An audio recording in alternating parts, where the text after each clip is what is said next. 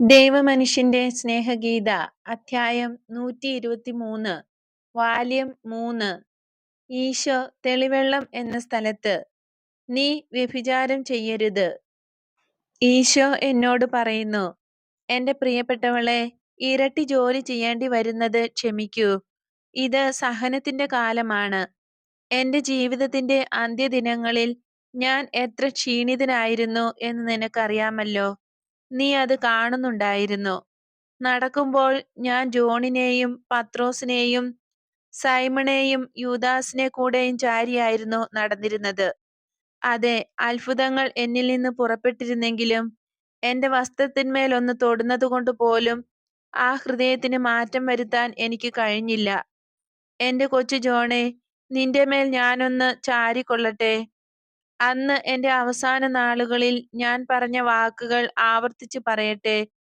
കഠിനഹൃദയരായ നിർവികാരരായ ആ മനുഷ്യർക്ക് എന്റെ പീഡാനുഭവങ്ങളെക്കുറിച്ച് ശ്രവിച്ചിട്ട് ഒരു ഭാവഭേദവും ഉണ്ടായില്ല.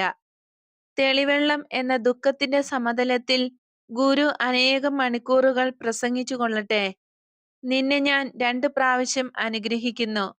നിന്റെ ക്ഷീണത്തെ പ്രതിയും നിന്റെ സഹതാപത്തെ പ്രതിയും. നിന്റെ ബുദ്ധിമുട്ടുകൾ ഞാൻ എണ്ണുന്നുണ്ട്. നിന്റെ കണ്ണീർ ഞാൻ ശേഖരിക്കുന്നുണ്ട്. നിന്റെ സഹോദരന്മാരെക്കുറിച്ച് നീ ചെയ്യുന്ന അധ്വാനം ദൈവത്തെ മനുഷ്യർക്ക് അറിയിച്ചു കൊടുക്കാൻ ചെയ്യപ്പെടുന്ന അധ്വാനമെന്ന പോലെ സമ്മാനിക്കപ്പെടും. അവസാനത്തെ ആഴ്ചയിൽ ഞാൻ അനുഭവിച്ച വേദനകളെ ഓർത്ത് ചിന്തുന്ന കണ്ണീരിന് പ്രതിസമ്മാനമായി ഈശോ നിനക്ക് ചുംബനം നൽകും. എഴുതുക, നീ അനുഗ്രഹീതയാകട്ടെ. തടി കൊണ്ടും പലകകൾ കൊണ്ടും ഉണ്ടാക്കിയിരിക്കുന്ന ഒരു തരം പീഠത്തിന്മേൽ ഈശോ നിൽക്കുന്നു. അവസാനത്തെ വലിയ മുറിയിലാണ്. വാതിലിനു സമീപെ നിന്ന് വളരെ ഉച്ചത്തിലാണ് സംസാരിക്കുന്നത്. മുറിയിലുള്ളവരും ഷെഡിലും മഴ നിമിത്തം വെള്ളം കെട്ടി നിൽക്കുന്ന മെതിക്കളത്തിലും നിൽക്കുന്ന എല്ലാവരും കേൾക്കണമല്ലോ. വെള്ളം പിടിക്കാത്ത കറുപ്പ് നിറമായ പരുക്കൻ പുറങ്കുപ്പായവും ധരിച്ച് മെതിക്കളത്തിൽ നിൽക്കുന്നവരെ കണ്ടാൽ കുറേയേറെ ഇണസഹോദരന്മാരാണെന്ന് തോന്നും. ക്ഷീണക്കാരെല്ലാം മുറിയിലാണ്, സ്ത്രീകൾ ഷെഡിനുള്ളിൽ.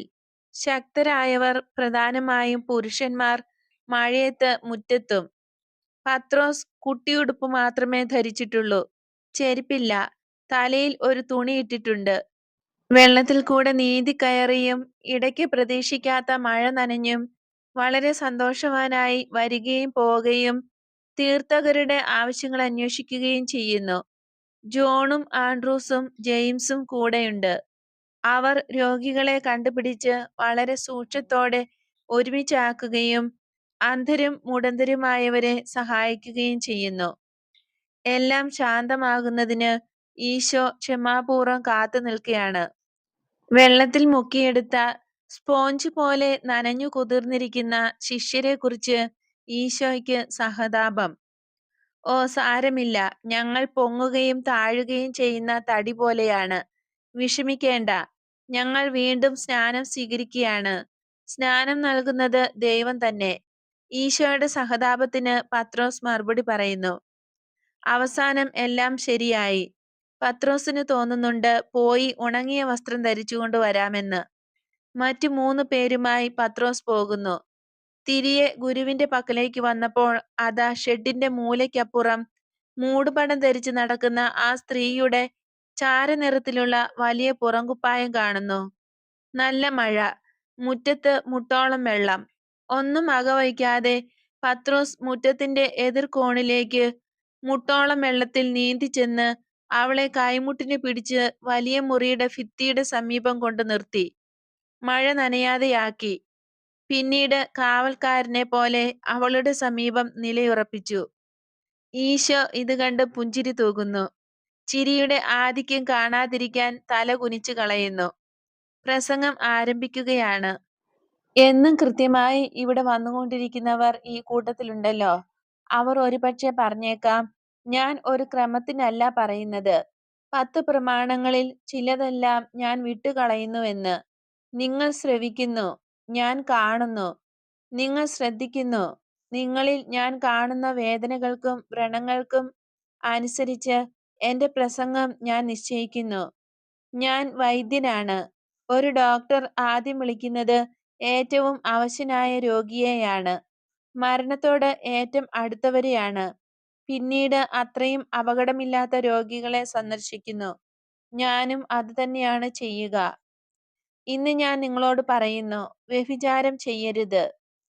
ആരുടെ മുഖത്താണ് കാമാസക്തി കാണുന്നത് എന്ന് ചുറ്റും നോക്കണ്ട. പരസ്പരം സ്നേഹിക്കുക. നിങ്ങളുടെ മുഖത്ത് അത് നോക്കാൻ വരുന്നവരെ നിങ്ങൾ സ്നേഹിക്കുമോ? ഇല്ല, നിങ്ങൾ സ്നേഹിക്കയില്ല. കൊള്ളാം. എങ്കിൽ നിങ്ങൾ വിഷമിച്ചിരിക്കുന്ന നിന്റെ അയൽക്കാരന്റെ കണ്ണുകളിലോ വിവർണനായി തല താഴ്ത്തിയിരിക്കുന്ന അയാളുടെ നെറ്റിയിലോ ഇത് കണ്ടുപിടിക്കാൻ ശ്രമിക്കരുത്. എന്നിട്ട് എന്നോട് പറയൂ, ലൈംഗിക തൃപ്തിയാകുന്ന അപ്പം, ചാരവും അമേദ്യവും കൂട്ടിയുണ്ടാക്കിയിരിക്കുന്ന ഈ അപ്പം രുചിച്ചിട്ടില്ലാത്ത ആരുണ്ട് നിങ്ങളിൽ? ഒരു വേശ്യയുടെ കരങ്ങളിൽ 1 മണിക്കൂർ നിങ്ങൾ ചെലവഴിക്കുന്നത് കാമാസക്തി ഒന്നുകൊണ്ട് മാത്രമാണ്. നിന്റെ ഭാര്യയുമായുള്ള അശുദ്ധമാക്കപ്പെട്ട സംഗമവും കാമാസക്തിയല്ലേ? സംഭോഗത്തിന്റെ ഫലങ്ങൾ ഒഴിവാക്കുന്ന പരസ്പര ലൈംഗിക അനുഭവം ശരിയെന്ന് മുദ്രകുത്തപ്പെട്ടിരിക്കുന്ന തിന്മയല്ലേ? അശുദ്ധമായ സംഗമമല്ലേ? വിവാഹത്തിന്റെ അർത്ഥം സന്താനോൽപാദനം എന്നാണ്. അതിന്റെ പ്രവൃത്തി സന്താനോൽപാദനമാണ് അർത്ഥമാക്കുന്നത്. അത് അങ്ങനെ ആയിരിക്കുകയും വേണം. അങ്ങനെയല്ലെങ്കിൽ അത് അധാർമികമാണ്. നിങ്ങളുടെ വിവാഹ കിടക്കകൾ വേശ്യാഗൃഹങ്ങളാക്കരുത്. കാമാസക്തി കൊണ്ട് അതിനെ മലിനമാക്കുമ്പോൾ, മാതൃത്വം കൊണ്ട് അത് അഭിഷേകം ചെയ്യാതിരിക്കുമ്പോൾ അത് വേശ്യാലയമായി തീരുകയാണ്. ഭൂമി വിത്തിനെ നിരസിച്ച് തള്ളിക്കളയുന്നില്ല. അത് വിത്തു സ്വീകരിച്ച് വിത്തിനെ ഒരു ചെടിയാക്കുന്നു. വിത്ത് ചാലിൽ ഇട്ട് കഴിയുമ്പോൾ അവിടെ നിന്ന് രക്ഷപ്പെട്ടു പോകുന്നില്ല. അത് വേരിറക്കി വളരാനും ഫലം പുറപ്പെടുവിക്കാനുമാണ് ശ്രമിക്കുന്നത്. മണ്ണും വിത്തും തമ്മിലുള്ള ഐക്യത്തിൽ നിന്ന് ജനിക്കുന്ന സസ്യസൃഷ്ടിയാണിത്. പുരുഷനാണ് വിത്ത്, സ്ത്രീ ഭൂമിയാണ്, ഫലം പുത്രനും. ഫലം വഹിക്കുന്ന കാര്യം ഉപേക്ഷിച്ചാൽ, തിന്മയിൽ ശക്തി ചിതറിച്ചാൽ അത് പാപമാണ്. അത് വിവാഹ കിടക്കയിൽ ചെയ്യുന്ന വേശ്യാവൃത്തിയാണ്. മറ്റ് വേശ്യാവൃത്തിയിൽ നിന്ന് ഒരു തരത്തിലും വ്യത്യസ്തമല്ല. നേരെ മറിച്ച് ഒന്നുകൂടെ ഗൗരവമേറിയതാണ്. കാരണം ഒരു ജഡമായി തീരുക, കുഞ്ഞുങ്ങളെ പ്രസവിച്ച് വർദ്ധിച്ചു പെരുകുക എന്ന കൽപ്പനയോടുള്ള അനുസരണമില്ലായ്മയും ആണ്. അതിനാൽ മനഃപൂർവം വന്ധ്യകളാകുന്ന സ്ത്രീകളെ, ലോകത്തിന്റെ മുമ്പിൽ നിങ്ങൾ നിയമാനുസൃതമായ നേരായ ഭാര്യമാരായിരിക്കാം. എന്നാൽ ദൈവതൃക്കണ്ണുകളിൽ അങ്ങനെയല്ല. നിങ്ങളെ വേശ്യകളായി കണക്കാക്കാം. നിങ്ങളുടെ ഭർത്താവിനോട് മാത്രം ചേർന്നാണെങ്കിലും നിങ്ങൾ വ്യഭിചാരം ചെയ്യുകയാണ് ചെയ്യുന്നത്. കാരണം നിങ്ങൾ മാതൃത്വം അന്വേഷിക്കുന്നില്ല. പലപ്പോഴും നിങ്ങൾ ജഡിക സുഖത്തിന്റെ പിന്നാലെയാണ് പോകുന്നത്. ലൈംഗിക സുഖം അത് രുചിക്കുന്ന എല്ലാ നാവുകളെയും അശുദ്ധമാക്കുന്ന വിഷമാണെന്ന് നിങ്ങൾ ചിന്തിക്കുന്നില്ല. തൃപ്തി തരുമെന്ന് തോന്നിക്കുന്ന ഒരു അഗ്നിയായി അത് കത്തുന്നു. എന്നാൽ അത് അടുപ്പിൽ നിന്ന് പുറത്തു ചാടി കൂടുതൽ കൂടുതൽ ഇരയെ വിഴുങ്ങുന്നു. തൃപ്തി തരുന്നില്ല. അവസാനം ചാരത്തിന്റെ പുളി മാത്രം നാവിൽ അവശേഷിക്കുന്നു. അതേസമയം അറപ്പും ഓക്കാനവും സ്വയം നിന്ദയും സുഖത്തിന് പങ്കാളിത്തം നൽകിയ ആളിനോട് നിന്ദയും ഉളവാകുന്നു. കാരണം മനസാക്ഷി ഉണരുമ്പോൾ, 2 ഉത്തേജനങ്ങൾക്കിടവേളയിൽ മനസാക്ഷി വീണ്ടും ഉണരുന്നു. തന്നോട് തന്നെ അവജ്ഞ തോന്നാതിരിക്കാൻ കഴിയുകയില്ല. മൃഗങ്ങളെക്കാൾ താഴ്ന്ന നിലയിലേക്ക് അധഃപതിച്ചല്ലോ എന്ന ചിന്തയുളവാകാതിരിക്കയില്ല. നിങ്ങൾ വ്യഭിചാരം ചെയ്യരുത് എന്ന് പറയപ്പെട്ടിരിക്കുന്നു. മനുഷ്യരുടെ ലൈംഗിക വ്യാപാരങ്ങളിൽ അധികവും വ്യഭിചാരമാണ്. ലേവ്യരുടെ പുസ്തകത്തിൽ ഇപ്രകാരം പറയുന്നു: മനുഷ്യ, സ്ത്രീയോടുകൂടെ എന്ന പോലെ പുരുഷനോടുകൂടെ നീ ശയിക്കരുത്. മൃഗങ്ങളുമായി ലൈംഗിക ബന്ധത്തിലേർപ്പെട്ട് തന്നെ തന്നെ അശുദ്ധമാക്കരുത്. വിചാരിക്കാൻ പോലും സാധ്യമല്ലാത്ത ഇത്തരം മ്ലേച്ഛതയെപ്പറ്റി ഞാൻ പറയുന്നതേയില്ല. വിവാഹിതരായ ഭാര്യാഭർത്താക്കന്മാരുടെ വിവാഹ കടമകളെക്കുറിച്ച് പ്രതിപാദിച്ചല്ലോ. വിവാഹം ദുഷ്ടമനസ്സ് നിമിത്തം ഫലദായകമല്ലാതാകുമ്പോൾ അത് വിശുദ്ധമല്ല. ഇനി ഞാൻ പറയാൻ പോകുന്നത് പണത്തിന് വേണ്ടിയോ സമ്മാനദാനങ്ങൾ ലഭിക്കാൻ വേണ്ടിയോ 2 പേർ പുരുഷനും സ്ത്രീയും തങ്ങളുടെ ദുരാശ നിമിത്തം ശരിക്കും നടത്തുന്ന തനി വ്യഭിചാരത്തെക്കുറിച്ചാണ്. മനുഷ്യ ശരീരം അതിമനോഹരമായ ഒരു ദൈവാലയമാണ്. അതിൽ ഒരൾത്താരയുണ്ട്. ആ അൾത്താരയിൽ ദൈവമുണ്ടായിരിക്കണം. എന്നാൽ മലിനത എവിടെയുണ്ടോ അവിടെ ദൈവമുണ്ടായിരിക്കയില്ല. അതിൽ ദൈവമില്ല. മദ്യപിച്ച് ലക്കില്ലാതെ ചെളിയിലും തന്റെ തന്നെ ഛർദ്ദിലിലും കിടന്നുരുളുന്ന ഒരു മനുഷ്യനെ പോലെ മനുഷ്യൻ വ്യഭിചാരത്തിന്റെ മൃഗീയതയിൽ തന്നെ തന്നെ താഴ്ത്തുന്നു. അങ്ങനെ ഏറ്റവും അശുദ്ധമായ പുഴുവിനെയും മൃഗത്തെയും തന്നെ തന്നെ ഹീനമാക്കുന്നു, താഴ്ത്തുന്നു. ചന്തയിൽ മൃഗങ്ങളെ വിൽക്കുന്നത് പോലെയോ കാലിത്തീറ്റ വിൽക്കുന്നത് പോലെയോ സ്വന്തം ശരീരത്തോട് പെരുമാറുവാൻ തക്കവിധം അത്ര വികടനായ ആരെങ്കിലും ഉണ്ടെങ്കിൽ അവന് എന്ത് നേട്ടമാണ് ഉണ്ടാകുന്നതെന്ന് എന്നോട് പറയാമോ? നിങ്ങളുടെ ഹൃദയം നിങ്ങളുടെ കയ്യിൽ എടുത്തു നോക്കൂ, പരിശോധിക്കൂ, ചോദ്യങ്ങൾ ചോദിക്കൂ, അവയെ ശ്രദ്ധിക്കൂ, അവയുടെ മുറിവുകളും വേദനകളും മനസ്സിലാക്കൂ. അനന്തരം എന്നോട് പറയൂ, പരിശുദ്ധമായി ജനിച്ചെങ്കിലും അശുദ്ധമായ ഒരു ശരീരത്തിൽ ജീവിക്കാൻ നിർബന്ധിക്കപ്പെട്ട അതിന് ഇത്രയധികം വേദന നൽകുന്ന കനി അത്ര മാധുര്യമുള്ളതാണോ? ജീവൻ നിലനിർത്തുവാൻ അത് സ്പന്ദിക്കുന്നു. കാമാർത്തിക്ക് ചൂട് നൽകാൻ അത് സ്പന്ദിക്കുന്നു. നിങ്ങളുടെ ദുഷ്കർമ്മങ്ങൾ മൂലം അത് തളരുന്നു. എന്നോട് പറയൂ, മമ്മി എന്ന് ഒരു കൊച്ചുകുട്ടി വിളിക്കുന്ന ശബ്ദം കേൾക്കുമ്പോൾ രഹസ്യമായി തേങ്ങിക്കരയാതിരിക്കത്തക്ക വിധം നിങ്ങൾ അത്ര വികടരായി പോയോ? ലൈംഗിക സുഖം മാത്രം തേടുന്ന സ്ത്രീകളെ, ഒന്നുകിൽ വീട്ടിൽ നിന്ന് ഓടിപ്പോയവർ, അല്ലെങ്കിൽ ചീത്തപ്പഴമായ നിങ്ങൾ മറ്റുള്ളവരെ ദുഷിപ്പിക്കാതിരിക്കാനായി വീട്ടിൽ നിന്ന് ഇറക്കിവിടപ്പെട്ടവരായ നിങ്ങൾ എന്നോട് പറയൂ, ഞാൻ ദൗർഭാഗ്യത്തിന് അവമാനത്തിന് ജന്മം നൽകി പോയല്ലോ എന്നോർത്ത് ചങ്കുപൊട്ടി മരിച്ച നിങ്ങളുടെ മാതാപിതാക്കളെ ഓർമ്മിച്ചുകൊണ്ട് എന്നോട് പറയൂ. മുടി നരച്ച പ്രായം ചെന്ന മാന്യന്മാരായ പുരുഷന്മാരെ കാണുമ്പോൾ നിങ്ങളുടെ ഹൃദയങ്ങൾ ലജ്ജ കൊണ്ട് ചൂളിപ്പോകുന്നില്ലേ? നിങ്ങൾ നിങ്ങളുടെ പിതാക്കളുടെ ശിരസിൽ ചെളി വാരിയെറിഞ്ഞു. ജനിച്ച നാടിന്റെ നിന്ദയ്ക്ക് അവരെ വിട്ടുകൊടുത്തു. നിങ്ങൾക്ക് ലജ്ജ തോന്നുന്നില്ലേ? സന്തോഷവതിയായ ഒരു ഭാര്യയെയോ നിർമ്മലയായ ഒരു കന്യകയെയോ കാണുമ്പോൾ നിങ്ങളുടെ കുടൽ വേദന കൊണ്ടും ഇച്ഛാഭംഗം കൊണ്ടും പിരിയുന്നില്ലേ? ഞാൻ എന്നേ അതെല്ലാം കളഞ്ഞു, ഇനി ഒരിക്കലും ഞാൻ അതുപോലാകുകയില്ല എന്ന് പറഞ്ഞു പോകുന്നില്ലേ? കാമാർത്തിയാലോ അവജ്ഞയാലോ പുരുഷന്മാർ നിന്നെ നോക്കുന്നത് കാണുമ്പോൾ നിങ്ങളുടെ മുഖം ലജ്ജ കൊണ്ട് വിവർണമാകുന്നില്ലേ? ഒരു കൊച്ചുകുട്ടിയുടെ ചുംബനത്തിനായി നിങ്ങൾ ദാഹിക്കുമ്പോൾ എനിക്കുമ്മ തരൂ എന്ന് നിങ്ങൾ പറയാൻ ധൈര്യപ്പെടാത്തപ്പോൾ എത്രമാത്രം മനക്ലേശമാണ് നിങ്ങൾക്ക് അനുഭവപ്പെടുക. കാരണം നിങ്ങളുടെ കുട്ടികളെ ജനിച്ചപ്പോൾ തന്നെ നിങ്ങൾ കൊന്നു, ബോറടിയായി കണക്കാക്കി, ഭാരമായി കരുതി, ഉപയോഗമില്ലാത്ത തടസ്സങ്ങളാണെന്ന് തീരുമാനിച്ച് അവയെ പുറപ്പെടുവിച്ച വൃക്ഷത്തിൽ നിന്ന് വേർപെടുത്തി കുപ്പയിലേക്ക് എറിഞ്ഞ് വളമാക്കി. ഇപ്പോൾ ആ ചെറു ജീവിതങ്ങൾ നിങ്ങളെ നോക്കി കൊലയാളികൾ എന്ന് ഉച്ചത്തിൽ പറയുന്നു. എന്നാൽ എല്ലാറ്റിലും ഉപരിയായി നിങ്ങളെ സൃഷ്ടിച്ച വിധിയാളനെ ഓർത്ത് നിങ്ങൾ ഭയപ്പെടുന്നില്ലയോ? നിന്നോട് തന്നെ നീ എന്തു ചെയ്തു? ഇതിനായിട്ടാണോ ഞാൻ നിനക്ക് ജീവൻ നൽകിയത്? എന്റെ സാന്നിധ്യത്തിലേക്ക് വരാൻ നീ എങ്ങനെ ധൈര്യപ്പെടുന്നു? ചീഞ്ഞഴിഞ്ഞ് പുഴുക്കളുടെ കൂടായി തീർന്നിരിക്കുന്ന നീ, നിന്റെ ദൈവമായി നീ കണക്കാക്കിയ സുഖം നിനക്കുണ്ടായിരുന്നു. നിത്യമായ ദുരിതത്തിന്റെ സ്ഥലത്തേക്ക് നീ പോകുക എന്ന് പറയാൻ അവൻ കാത്തിരിക്കുന്നു. ആരാണ് കരയുന്നത്? ആരും കരയുന്നില്ല. ആരും കരയുന്നില്ലെന്നാണോ നിങ്ങൾ പറയുന്നത്? എന്നാൽ എന്റെ ആത്മാവ് കരയുന്ന വേറൊരാത്മാവിനെ സന്ദർശിക്കാൻ പോകുകയാണ്. എന്തിനാണ് അവളെ കാണാൻ പോകുന്നത്? അവൾ വേശ്യയായതുകൊണ്ട്. അവളെ ഭ്രഷ്ട് കൽപ്പിച്ച് പുറന്തള്ളാനാണോ? അല്ല, എനിക്ക് അവളുടെ ആത്മാവിനോട് സഹതാപം തോന്നുന്നത് കൊണ്ടാണ്. മാലിന്യം നിറഞ്ഞ അവളുടെ ശരീരത്തോട്, ജഡികാസക്തിക്കായി ഹോമിച്ച് വിയർത്തിട്ടുള്ള അവളുടെ ശരീരത്തോട് എനിക്ക് അറപ്പ് തോന്നുന്നു.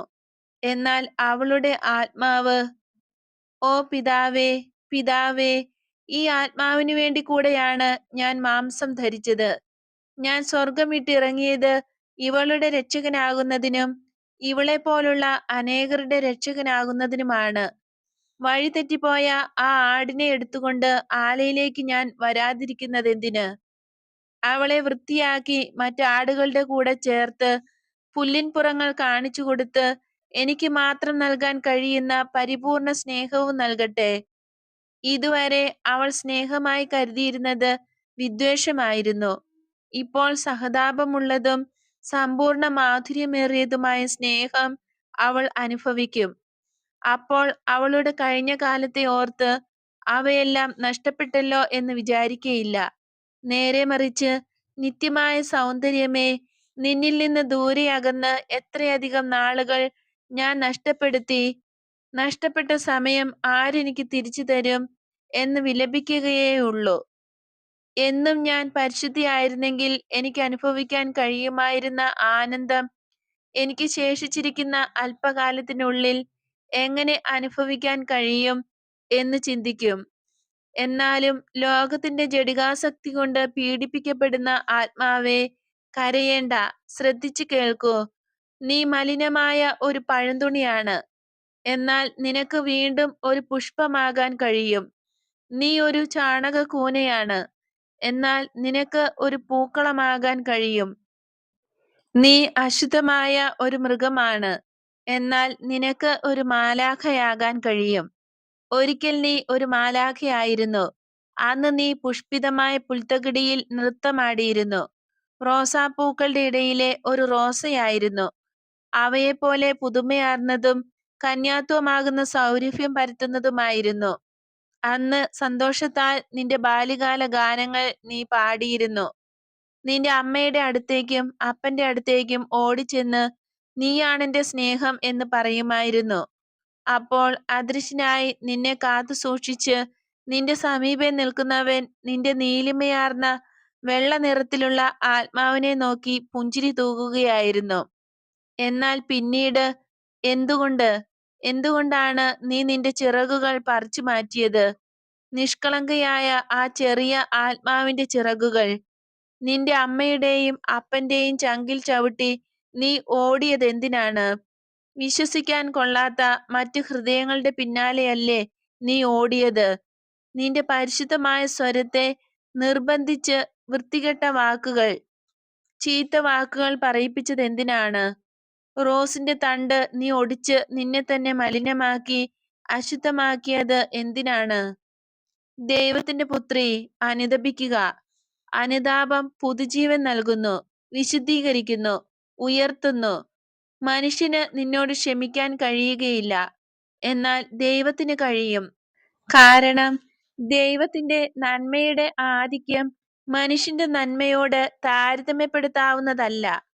അവന്റെ കരുണ മനുഷ്യരുടെ ദുരിതത്തേക്കാൾ അതിരില്ലാത്ത വിധം വലുതുമാണ്.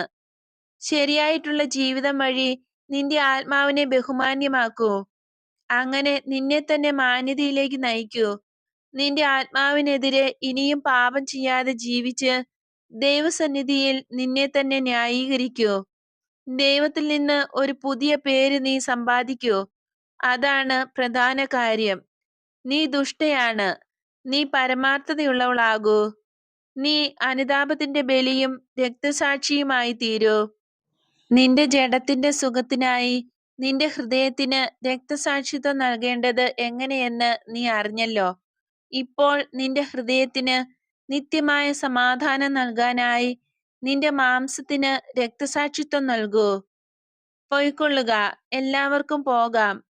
ഓരോരുത്തരും അവനവന്റെ ഭാരവും ചിന്തകളുമായി ധ്യാനിക്കുക. ദൈവം എല്ലാവർക്കുമായി കാത്തിരിക്കുന്നു. അനുതപിക്കുന്ന ഒരുത്തരെയും അവിടുന്ന് നിരാകരിക്കുന്നില്ല. നിങ്ങൾ നിങ്ങളുടെ ആത്മാക്കളെ മനസ്സിലാക്കുന്നതിന് ദൈവം തന്റെ പ്രകാശം നിങ്ങൾക്ക് നൽകട്ടെ. പൊയ്ക്കൊള്ളൂ. അധികം ആളുകളും ഗ്രാമത്തിലേക്ക് പോകുന്നു. ചിലർ വലിയ മുറിയിലേക്കും ഈശോ രോഗികളുടെ പക്കലേക്ക് പോയി അവരെ സുഖപ്പെടുത്തുന്നു. പുരുഷന്മാരുടെ ഒരു ചെറിയ സംഘം ഒരു മൂലയ്ക്ക് താഴ്ന്ന സ്വരത്തിൽ സംസാരിച്ചു കൊണ്ടിരിക്കുന്നു. ഓരോരുത്തരും തങ്ങളുടെ അഭിപ്രായം ആവേശത്തോടെ പറയുകയും ആംഗ്യം കാണിക്കുകയും ചെയ്യുന്നുണ്ട്. ചിലർ ഈശോയെ കുറ്റപ്പെടുത്തുന്നു, ചിലർ പിന്താങ്ങുന്നു, ചിലർ ഈ രണ്ടു കൂട്ടരോടും കുറെ കൂടെ പക്വമായ വിധി തീർപ്പിനായി ആഹ്വാനം ചെയ്യുന്നു. അവസാനം അധികം വിരോധം കാണിച്ച ചുരുക്കം ആളുകൾ, അവർ മറ്റു രണ്ട് ഗ്രൂപ്പുകളേക്കാൾ എണ്ണത്തിൽ കുറവാണ്, അവരുടെ അഭിപ്രായം മയപ്പെടുത്തി മധ്യമാർഗത്തിലേക്ക് വരുന്നു. അവർ പത്രോസിന്റെ അടുക്കിലേക്ക് പോകുകയാണ്. പത്രോസും സൈമണും കൂടെ അത്ഭുതകരമായി സുഖപ്പെട്ട രോഗികളെ വഹിച്ചുകൊണ്ട് വന്നിരുന്ന 3 മഞ്ചം ചുമലിൽ വഹിച്ചുകൊണ്ട് പോകുകയാണ്. ഇനി അവ ആവശ്യമില്ലല്ലോ. തീർത്ഥകർക്കായുള്ള സ്വീകരണ മുറിയായിരിക്കുന്ന ആ വലിയ മുറിയിലേക്ക് ചെന്ന് ഈ ആളുകൾ വലിയ ഭാവത്തോടെ പത്രോസിനോട് പറയുന്നു, ഹേയ് ഗലീലിയക്കാരാ, ഞങ്ങൾ പറയുന്നത് ശ്രദ്ധിക്കൂ. പത്രോസ് തിരിഞ്ഞ് അവരെ നോക്കുന്നു. അപൂർവ ജന്തുക്കളെ എന്ന പോലെ നോക്കുകയാണ്, ഒന്നും പറയുന്നില്ല. എന്നാൽ ആ മുഖത്തെ ഭാവം വളരെ നന്നായിരിക്കുന്നു. സൈമൺ ഒന്ന് നോക്കിയ ശേഷം ഒന്നും പറയാതെ സ്ഥലം വിട്ടു. വന്നവർ 5 പേരും ഒരു പിടിയും കിട്ടാതെ പരുങ്ങലിലായി. 5 പേരിൽ ഒരാൾ വീണ്ടും സംസാരിച്ചു തുടങ്ങുകയായി. ഞാൻ ഗുമസ്തൻ സാമുവലാണ്. ഇയാൾ സാദോക്ക്, മറ്റൊരു ഗുമസ്തൻ. ഇത് എലിയാസർ, എല്ലാവരും അറിയുന്ന ശക്തനായ ഒരു യൂദയാക്കാരൻ. ഇതാണ് പ്രസിദ്ധനായ മൂപ്പൻ കല്ലസ്ബോണ. ഈ അവസാനത്തെ ആൾ നാഹും. നിനക്ക് മനസ്സിലായോ? നാഹും. അവന്റെ സ്വരത്തിന്റെ ഈണം ഒരു പ്രകടനം തന്നെ. ഓരോ പേരും പറയുമ്പോൾ പത്രോസ് തല അല്പം കുനിക്കുന്നു. എന്നാൽ അവസാനത്തെ പേര് കേട്ടപ്പോൾ തല കുനിച്ച് പകുതിയായ പത്രോസ് അതേ നിൽപ്പിൽ നിന്നുകൊണ്ട് ഒരു താല്പര്യവുമില്ലാതെ പറയുന്നു, എനിക്കറിഞ്ഞുകൂടാ, ഒരിക്കലും ഇത് കേട്ടിട്ടേയില്ല, എനിക്കൊന്നും മനസ്സിലാകുന്നില്ല. നീ പരുക്കൻ മുക്കുവൻ, ഇവൻ അന്നാസിന്റെ നിക്ഷേപാധികാരിയാണെന്ന് ഓർമ്മ വേണം. എനിക്ക് അന്നാസിനെ അറിഞ്ഞുകൂടാ. എനിക്കറിയാവുന്നത് പല സ്ത്രീകൾക്കും അന്ന എന്ന് പേരുണ്ട് എന്നാണ്. അവരുടെ ഒരു കൂട്ടം തന്നെ കഫർനാമിലുണ്ട്. എന്നാൽ ഇതിൽ ആരുടെ നിക്ഷേപാധികാരിയാണ് ഇവൻ എന്നെനിക്ക് അറിഞ്ഞുകൂടാ. ഇവനോ? എന്നെ ഇവനെന്ന് വിളിക്കുന്നോ? ഞാൻ പിന്നെ എന്താണ് പറയേണ്ടത്? കഴുതയെന്നോ പറവയെന്നോ? ഞാൻ സ്കൂളിലായിരുന്നപ്പോൾ ടീച്ചർ എന്നെ പഠിപ്പിച്ചത് ഒരു മനുഷ്യനെക്കുറിച്ച് സംസാരിക്കുമ്പോൾ അവൻ എന്ന് പറയണമെന്നാണ്. എനിക്ക് തെറ്റ് പറ്റിയിട്ടില്ലെങ്കിൽ നിങ്ങൾ ഒരു മനുഷ്യനാണ്. ഈ വാക്കുകൾ കൊണ്ട് പീഡിപ്പിക്കപ്പെട്ടതുപോലെ ആ മനുഷ്യന് കോപം ജ്വലിക്കുന്നു. ആദ്യം സംസാരിച്ച മറ്റേയാൾ വിശദീകരിക്കുന്നു, അന്നാസ് കയ്യാഫാസിന്റെ അമ്മായിയപ്പനാണ്.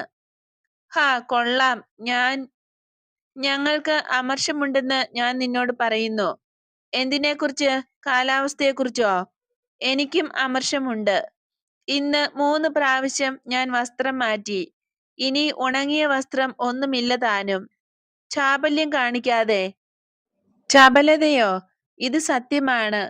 കാലാവസ്ഥയിൽ നിങ്ങൾക്ക് അമർഷമില്ലെങ്കിൽ പിന്നെ എന്ത്? റോമാക്കാരോടാണോ അമർഷം? നിങ്ങളുടെ ഗുരുവിനോട്, ആ കള്ളപ്രവാചകനോട്. ഹേയ് പ്രിയ സാമുവൽ, സൂക്ഷിച്ചു സംസാരിക്കൂ. ഞാൻ ഉണർന്നാൽ കായല് പോലെ ആയിരിക്കും. മരിച്ചതുപോലുള്ള അനക്കമില്ലായ്മയിൽ നിന്ന് ഒരു നിമിഷം കൊണ്ട് കൊടുങ്കാറ്റായി ഞാൻ മാറും. അതുകൊണ്ട് എന്താണ് സംസാരിക്കുന്നതെന്ന് സൂക്ഷിച്ചുകൊള്ളൂ. സെബദീ പുത്രന്മാരും അൽഫേയൂസിന്റെ മക്കളും കറിയോത്തുകാരനും സൈമണും കൂടെ വന്ന് പത്രോസിന്റെ ചുറ്റിലുമായി നിൽക്കുന്നു. പത്രോസ് കൂടുതൽ ഉച്ചത്തിൽ സംസാരിക്കുകയാണ്. സിയോനിലെ വലിയ ആളുകളെ, പരിഷ്കാരമില്ലാത്ത നിന്റെ കൈകൾ കൊണ്ട് തൊട്ടുപോകരുത്. ഓ മാന്യരായ യുവ കോമളന്മാർ, നിങ്ങൾ എന്റെ ഗുരുവിനെ തൊട്ടിട്ടുണ്ടെങ്കിൽ എല്ലാത്തിനെയും പറപ്പിച്ച് കിണറ്റിലിടും. അപ്പോൾ നിങ്ങൾ ശരിക്കും ശുദ്ധിയാക്കപ്പെടും. അകത്തും പുറത്തും ശുദ്ധി വരും. ദൈവാലയത്തിലെ പണ്ഡിതരായ നിങ്ങളുടെ ശ്രദ്ധ ഒരു കാര്യത്തിലേക്ക് വരണമെന്ന് ഞാൻ ആഗ്രഹിക്കുന്നു. ഇത് ഒരു സ്വകാര്യ ഭവനമാണ്. സൈമൺ ശാന്തമായി പറയുന്നു.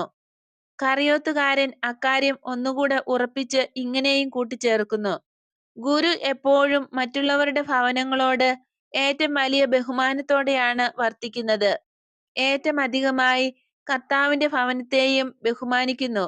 ആ ബഹുമാനം അവന്റെ ഭവനത്തോട് നിങ്ങളും കാണിക്കേണ്ടതാണ്. മിണ്ടാതിരിക്കൂ, നീ സൂത്രശാലി പുഴു. എന്ത് കാര്യത്തിൽ സൂത്രം? നിങ്ങൾ അറപ്പുളവാക്കുന്നവരാണ്. ഒട്ടും അറപ്പില്ലാത്തിടത്തേക്കാണ് ഞാൻ വന്നിരിക്കുന്നത്. നിങ്ങളുടെ കൂടെ ഇരുന്ന് പൂർണ്ണ അഴിമതിക്കാരനാകാതെ എന്നെ ദൈവം കടാക്ഷിച്ച് അനുഗ്രഹിച്ചു. ചുരുക്കത്തിൽ നിങ്ങൾക്കെന്താണ് വേണ്ടത്? അൽഫെയൂസിന്റെ പുത്രൻ ജെയിംസ് കർക്കശമായി ചോദിക്കുന്നു. അപ്പോൾ നീ ആരാണ്? ഞാൻ അൽഫെയൂസിന്റെ പുത്രൻ ജെയിംസ് ആണ്. അൽഫെയൂസ് ജെയിംസിന്റെ പുത്രൻ.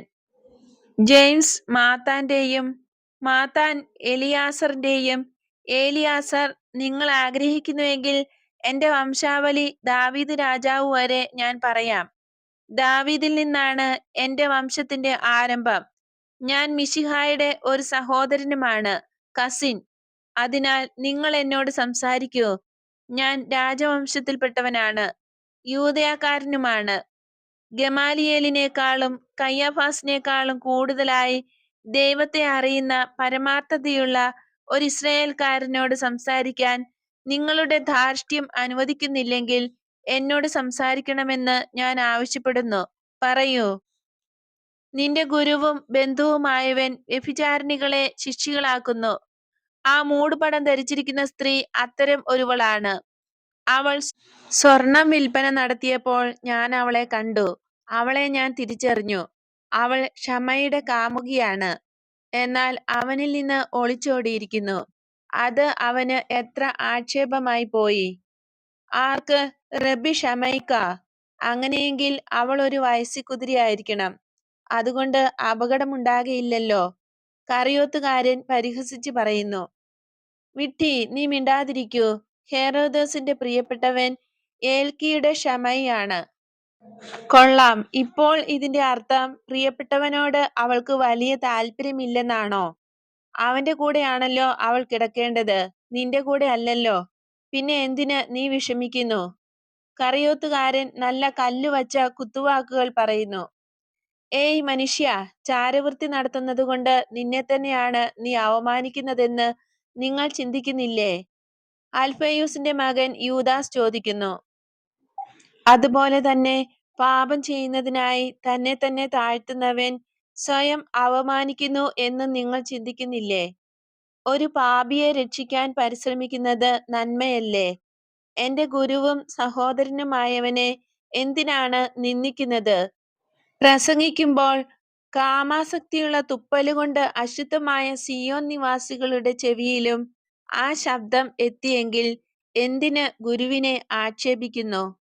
അവന്റെ ശബ്ദം, ഹാ ഹാ, അവന് നിന്റെ ഗുരുവും സഹോദരനുമായവന് വയസ്സ് 30. അവൻ മറ്റുള്ളവരെക്കാൾ കൂടിയ കാപട്യക്കാരനാണ്. എന്നിട്ട് നിങ്ങളെല്ലാം രാത്രിയിൽ സുഖമായി ഉറങ്ങുന്നു. നീ ദുഷ്ടസർപ്പം, ഇറങ്ങിവിടുന്ന്, അല്ലെങ്കിൽ നിന്നെ ഞാൻ ഞെരിച്ച് ശ്വാസം മുട്ടിച്ചു കൊല്ലും. പത്രോസ് ഉച്ചത്തിൽ പറയുന്നു. ജെയിംസും ജോണും അത് ആവർത്തിച്ച് പറയുകയാണ്. എന്നാൽ സൈമൺ ഇത്രമാത്രം പറയുന്നു. നിങ്ങൾക്ക് കഷ്ടം.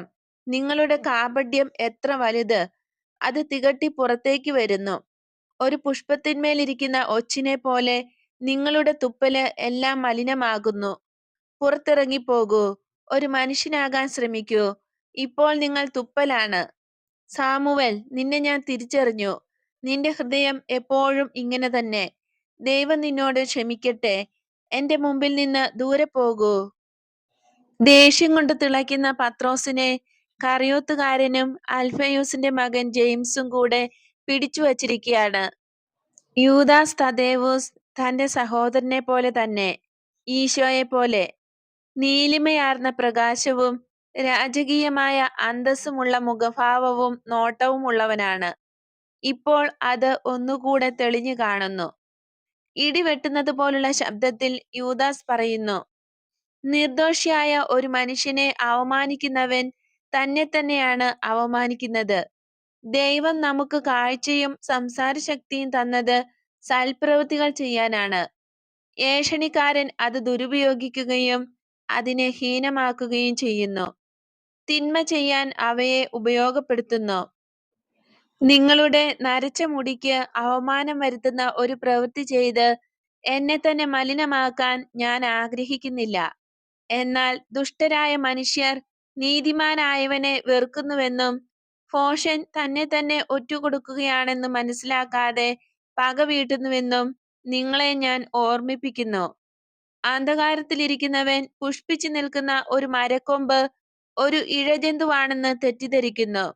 എന്നാൽ പ്രകാശത്തിൽ ജീവിക്കുന്നവൻ കാര്യങ്ങൾ ഉള്ളതുപോലെ കാണുന്നു.